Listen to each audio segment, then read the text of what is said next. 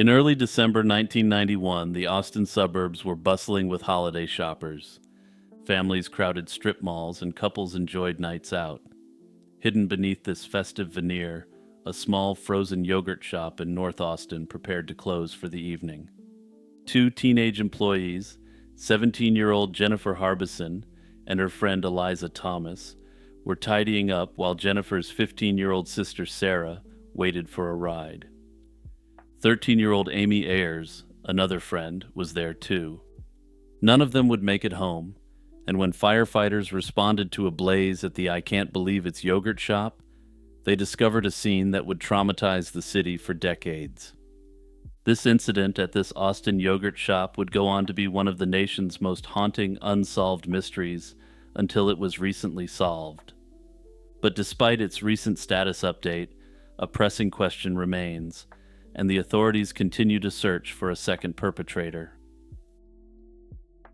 The evening of December 6, 1991 began like many others for the Harbison sisters.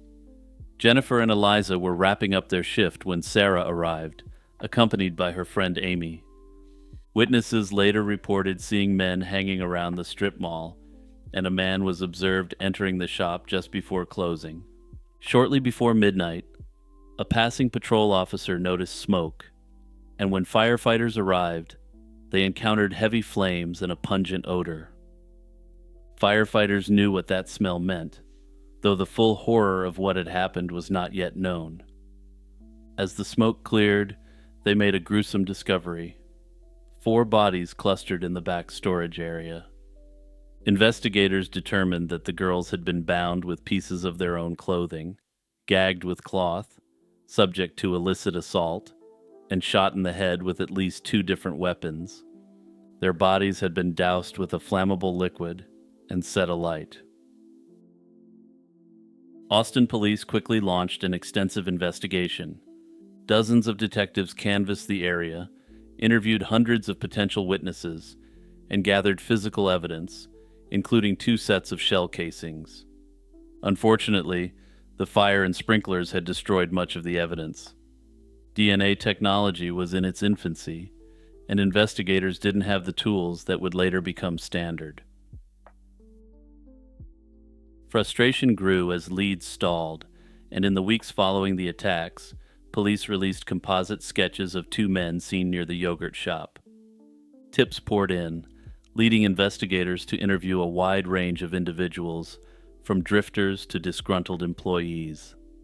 Among those arrested was a 16-year-old named Maurice Pierce, who was found carrying a weapon at a mall 2 days after the attack. Ballistic tests eventually showed this weapon hadn't been used in the commission of the crime.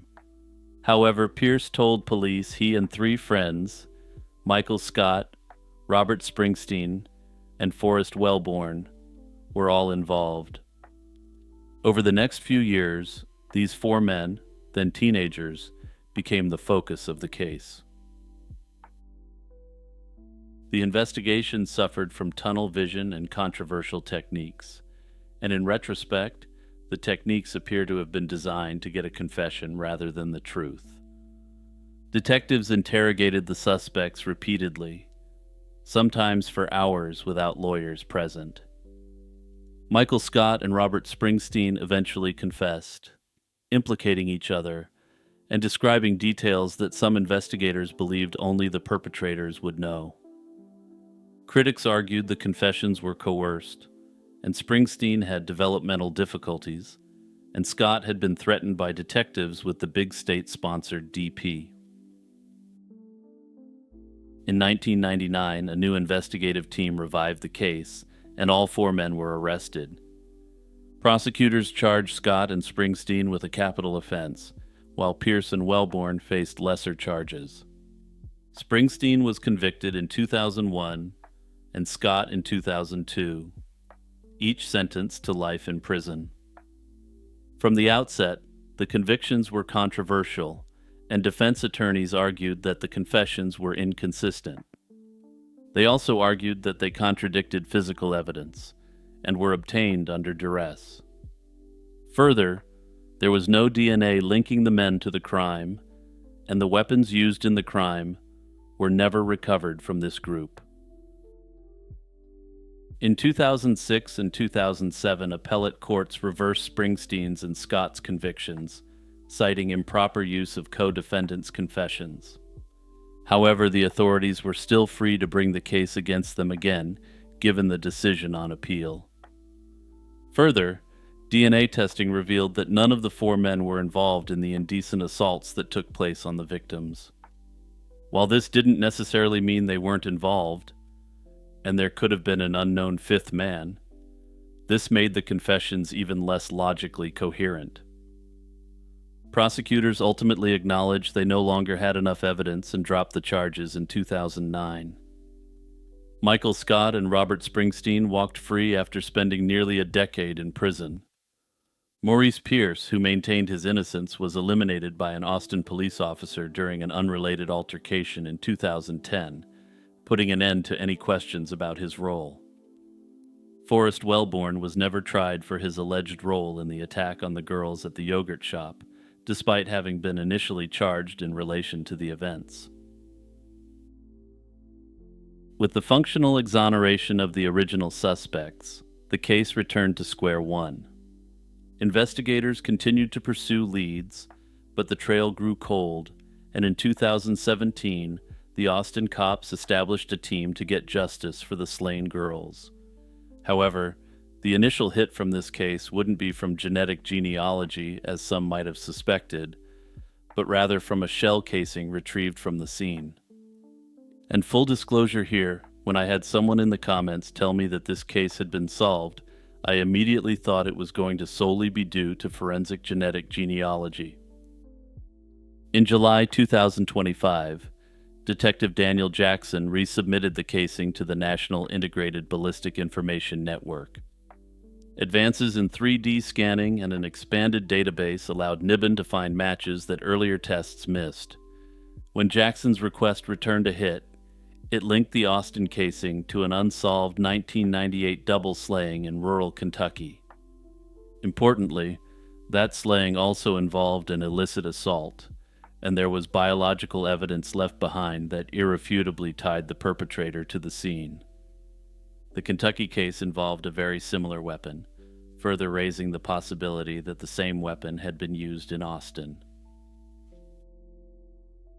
The NIBIN hit was a pivotal moment, and Austin cold case detectives reached out to Kentucky investigators and shared the DNA profile they had. The two jurisdictions shared what they had, and the two profiles matched. In August 2025, a South Carolina state lab located a matching genetic profile in an unsolved 1990 slaying.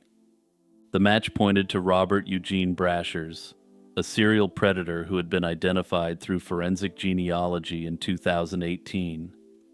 Brashers had reserved his final bullet for himself, and he voluntarily ended his own spree in 1999, leaving behind a trail of unsolved crimes. Interestingly, the ballistic testing on the weapon Brashers used in that last act would later be confirmed to be the one he had used to take some of the victims' lives at the yogurt shop. On September 29, 2025, Austin police held a press conference to announce that they had finally solved the yogurt shop case. Robert Eugene Brashers was born in 1956 and spent much of his life drifting across the American South. He had a history of violence, indecent assaults, and burglary, and was known for his extreme violence. In 1985, he shot his neighbor during a dispute in Alabama, and later, he was linked to several unsolved slayings. As of right now, he is confirmed to have slain at least 7 people, and is believed to be responsible for many other crimes as well. In January 1999, Brashers was arrested in Missouri for unlawful possession of a weapon and was suspected of kidnapping. He was released on bond and fled, but the U.S. Marshals successfully tracked him to a motel in Kennett, Missouri. It was there, during a last stand, that he chose to give himself the DP in that hotel room. Although investigators have identified Robert Brashers as the main perpetrator, questions remain. Police have hinted that at least two men committed the crime, because two different weapons were used, and witnesses reported seeing more than one man near the shop. Brashers may have worked with an accomplice who remains unknown. Some believe that Brashers met the accomplice in the months before the crime. He had previously been stopped by Border Patrol near Del Rio, Texas, just 2 days after the attacks while traveling with an unidentified male. The man's identity has never been confirmed, and it's unclear if there was a DNA profile from the man recovered from the scene. Another question revolves around why Brashers targeted the yogurt shop. Unlike his other crimes, which involved break-ins at private homes, the yogurt shop was a high-risk public space. Some speculate that Brashers and his accomplice intended to rob the shop and then encountered the girls. Others think that the girls were the primary targets, perhaps after being stalked. Brashers has a history of disturbing and illicit violence even outside of this, so it's possible that he may have linked up with another serial predator. Further, the speculation that there may have been more than one offender is supported by logistic considerations. Controlling 4 victims, binding them, and carrying out the horrible acts would have been significantly more difficult for a single person than for 2 men. Personally, I don't find this point to be all that compelling, and I suspect 4 teenage girls who are confronted by one armed man wouldn't be fighting back in any meaningful way. In fact, I suspect this would likely be the case even if these were 4 unarmed, burly, adult males. The full or partial resolution of the yogurt shop slayings illustrates just how far forensic technology has come in the last few decades. Had this crime taken place today, the perpetrator or perpetrators would have been clapped in cuffs within months, given the power of these testing techniques. But perhaps more poignantly, it's unlikely that the 4 innocent victims would have ever met this end at all. Brashers likely wouldn't have been given the opportunity to start his crime spree if he lived in the era of ultra-modern forensic techniques. Anyway, it looks like there's still some significant work to be done on this case by investigators. While it hasn't yet been confirmed that a second perpetrator exists, I hope to have an update on this case shortly. Hey everyone, it's Jimmy here reminding you to take a moment to subscribe and hit the notification bell, and also turn on all notifications. Also, don't forget to hit that hype button as well, since it increases the visibility of my content in the algorithm as well. On a humid July day in 1998, the peace of Strasburg, Virginia was shattered by a crime that would haunt the Shenandoah Valley for decades. A young mother was stabbed in her apartment, and her 10-week-old daughter vanished without a trace. In 2025, the alleged perpetrator, Daniel Pompel, would be arrested. But despite this arrest, one massive question remains outstanding. On July 27, 1998, 20-year-old Silena Jo Dalton failed to show up for her shift at a local fast food restaurant. Worried, one of her co-workers went to her second-floor apartment on South Charles Street in Strasburg. The friend knew something was wrong when she saw Dalton's black convertible parked outside with the top down. Inside, she discovered Dalton's body on the living room couch. She had been stabbed repeatedly while sleeping, and appeared to have been deceased for hours. Dalton's 10-week-old daughter, Allison, was nowhere to be found, and several baby bottles were missing. Investigators arrived quickly, launching a search for the infant and collecting evidence in what was now both a slaying and a suspected abduction. The medical examiner determined that Silena had been stabbed 5 times. Based on the condition of the body, investigators estimated that she had perished between 9:15 and 10:30 that morning, a relatively narrow window for the crime to have occurred. Neighbors later told police they had not heard screams, but one person reported seeing a man placing a baby into the passenger side of a truck around 9 o'clock. Another witness recalled hearing a disturbance that morning and seeing a man leaving the apartment with a bundle under his arm. This witness wasn't quite sure what the bundle was and couldn't say if it was a baby or just a jacket. At the time of her death, Silena Dalton was in the process of getting paternal DNA tests to establish her boyfriend, Daniel Pompel, as Allison's father. She was also pursuing child support payments against him. Pompel acknowledged visiting Silena that morning, and he claimed he knocked on the door and left when no one answered. He maintained that he had nothing to do with the attack or the disappearance. Early searches of his home yielded no evidence, and sources report that he was cooperative at the time. Silena's mother, who suddenly found herself raising her daughter's other child and caring for Silena's memory, was not content to sit idly by. In 2000, she filed a wrongful death lawsuit against Pompel seeking $1.5 million in damages. The purpose wasn't the money, but rather, she hoped the civil action would unearth new information or force Pompel to answer questions publicly. However, without hard evidence linking him to the crime, the suit was dismissed for lack of proof before it even got to the discovery stage where he could be questioned. Family and friends remained convinced of Pompel's involvement, but there was little more they could do. In the years that followed, the Dalton case faded from the headlines, and the case went cold. In 2017, investigators expressed hope that modern DNA techniques would uncover new leads. However, the technology just wasn't there at that point. Investigators carefully preserved evidence from the crime scene, including a red mechanic's rag found near Silena's body. At the time, they believed the rag may have been used to muffle her screams. In 2025, as part of a renewed cold case initiative supported by the Virginia Attorney General's Office and federal grants, police obtained a search warrant for Pompel's DNA. Pompel had refused to voluntarily provide a DNA sample when investigators approached him a few years earlier. After executing the warrant, forensic analysts compared his DNA with the biological material found on the rag.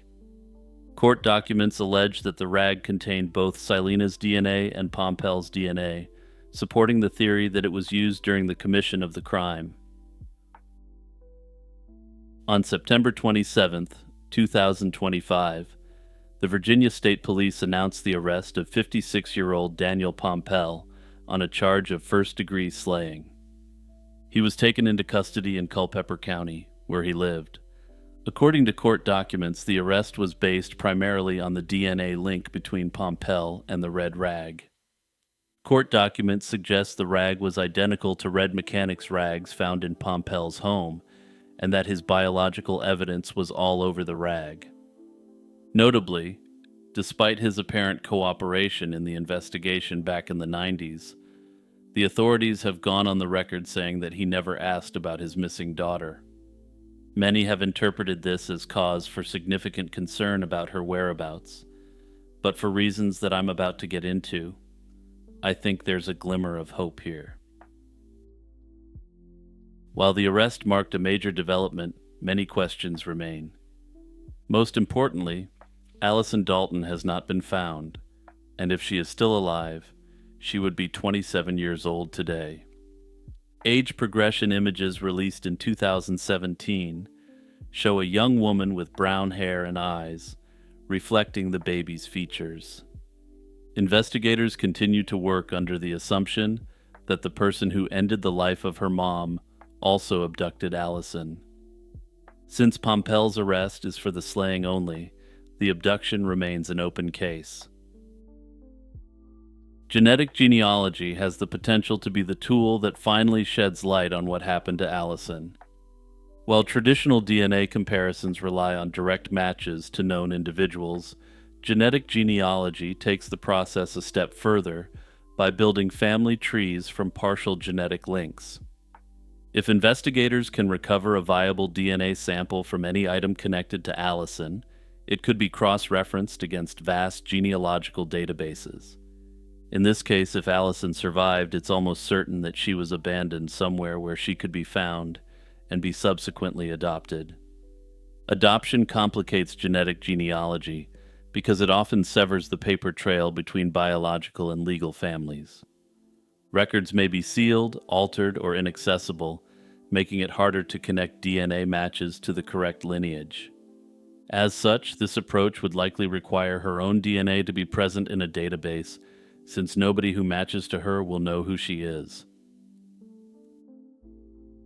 One reason I speculate that Allison could still be alive is the lack of any remains ever being found, despite extensive searches. Infants can be hidden or relocated much more easily than older children. If she was taken by someone, like for instance her father potentially, she may have been subsequently passed off and grown up without ever realizing her true origins. There have been numerous cases where stolen infants survive into adulthood under assumed identities, living what appear to be ordinary lives. For instance, there's a practice going back to the Middle Ages known as a baby box, where churches will offer a place to leave a baby anonymously. This is generally believed to be to keep the babies from being abandoned and succumbing to exposure. But first, let's discuss the motive for a second, because I also think this bolsters the possibility that Allison is alive. Police have suggested that financial pressure may have played a role as Silena sought child support, and Pompel expressed frustration at the prospect of paying. It's also possible that the attack stemmed from a confrontation over the paternity test. If Pompel did it, by abandoning Allison somewhere safe, he wouldn't have had to pay the support he so despised. Further yet, whoever took the baby also took baby bottles along with him, which indicates that the person in question intended to keep the infant alive. Notably, he could have sold the baby through a black market baby ring as well. At present, Pompel continues to maintain his innocence and await trial. If Pompel did it, and if Allison is still alive, it would appear that he has substantial leverage to cut a deal to solve her case as well.